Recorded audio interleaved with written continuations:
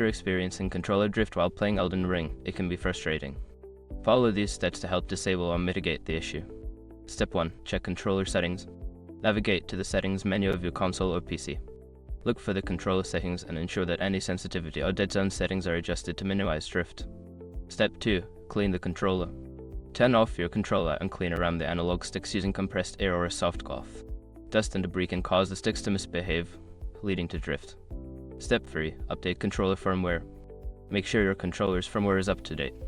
Connect it to your console or PC and check for any available updates to the respective system settings. Step 4. Adjust and gain dead zones. Launch Elden Ring and go to the game settings. Look for the controller settings and adjust the dead zone for the analog sticks. Increasing the dead zone can help reduce the effects of drift. Step 5. Test with another controller. If the drift persists, try using a different controller to see if the issue is hardware related. If the new controller works fine, you may need to repair or replace the original one.